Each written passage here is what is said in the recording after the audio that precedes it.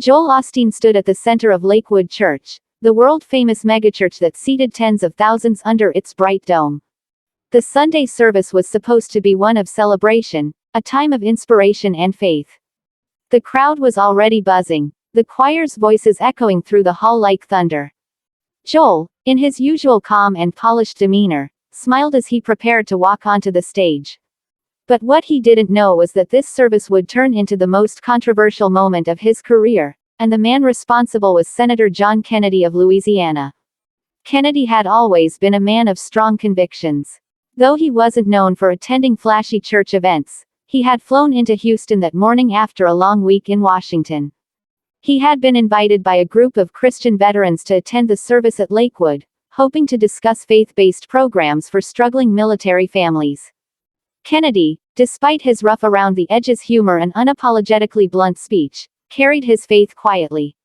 He was there to talk about real-world action, not just words. But from the moment he arrived, something felt off. The ushers looked confused as he approached the main entrance. A few whispered among themselves. Kennedy ignored the glances and simply nodded at the greeter. "Good morning, son. Fine day for church, ain't it?" he said with that signature Louisiana drawl. The young greeter smiled nervously. "Yes, sir, welcome to Lakewood." "Ah, are you on the guest list?" Kennedy chuckled. "Didn't know you needed a ticket to talk to God, but I reckon I'll just find a seat somewhere near the back." Inside, Joel Osteen was being informed by his head of security that Senator Kennedy had entered the sanctuary. Osteen's brow furrowed slightly, not out of hostility, but concern. The senator was known for fiery remarks, often calling out hypocrisy and corruption. Joel didn't want controversy in his church.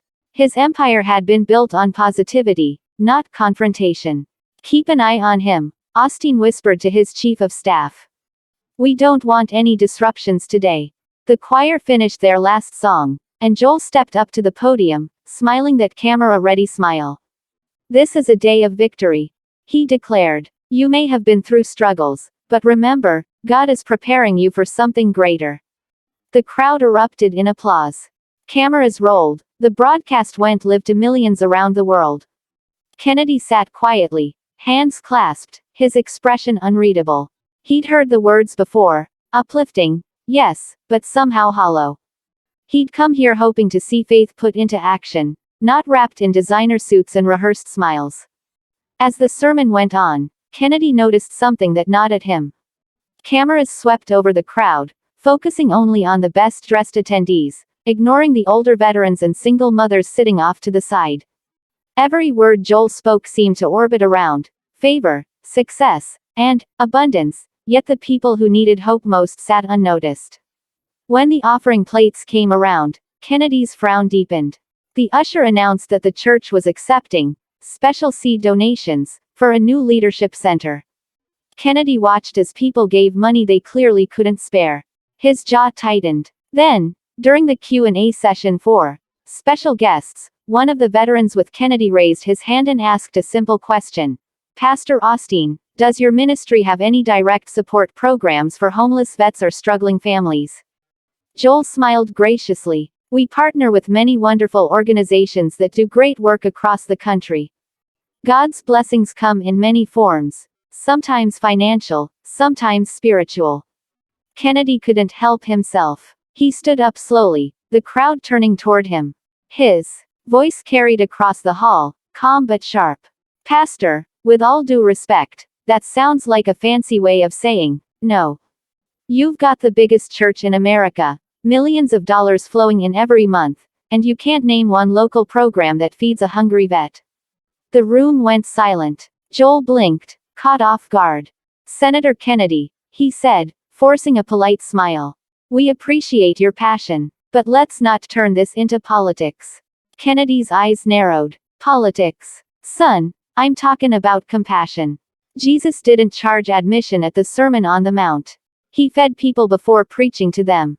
Are you feeding anyone here today, or just feeding their hopes?"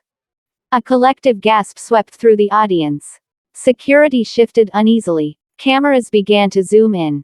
Joel tried to diffuse the tension. "Sir, this is a house of worship. We're here to uplift people, not argue." Kennedy crossed his arms. And I'm here to make sure folks ain't being sold inspiration like it's a luxury product. You preach prosperity, but God never promised a Cadillac. He promised grace. Joel's expression hardened ever so slightly.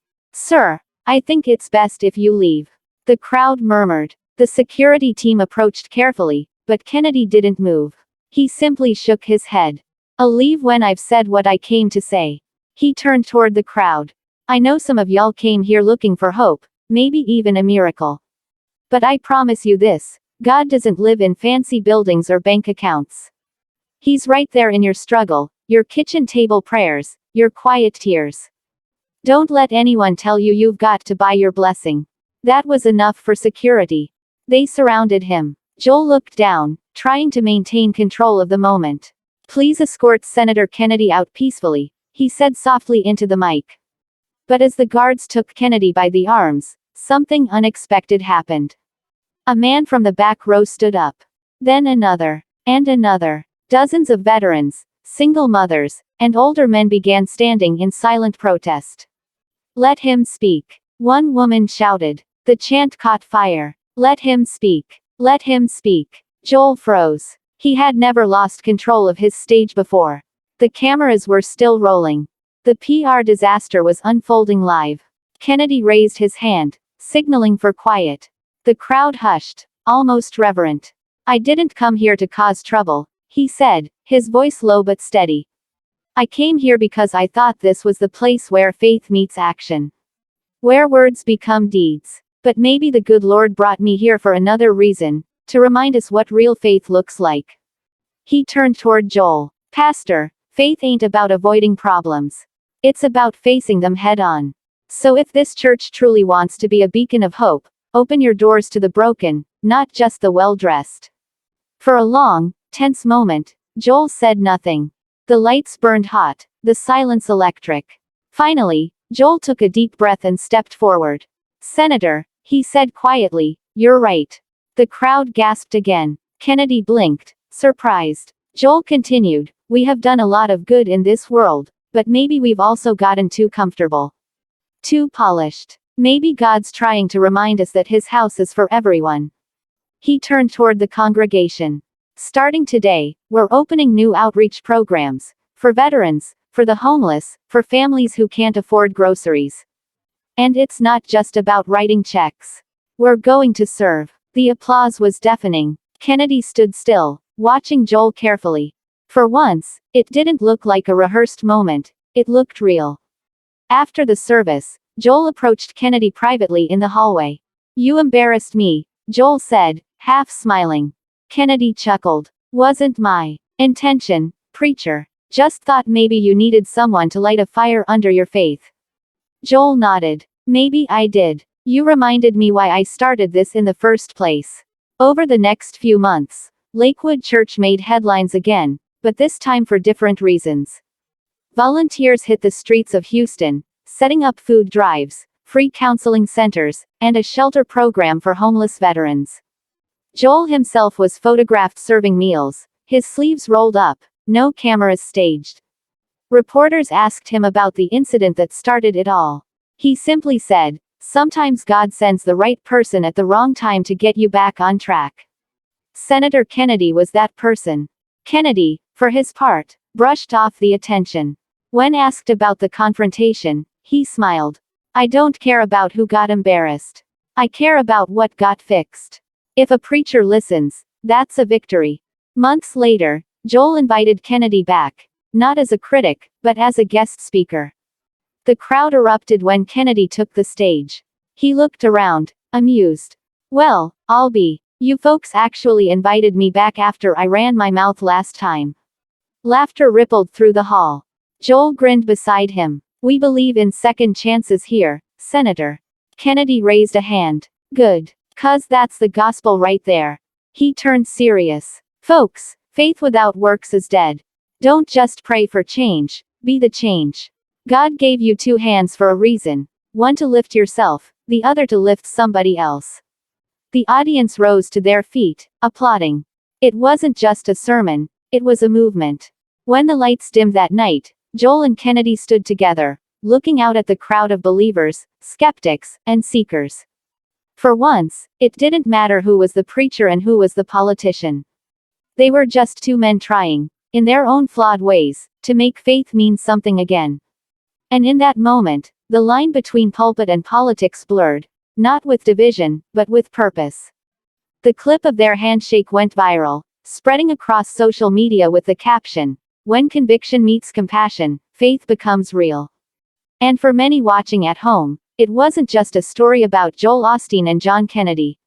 It was a reminder that truth, no matter how uncomfortable, has the power to wake even the most polished hearts, and that sometimes, being removed from the church isn't the end of faith. It's the start.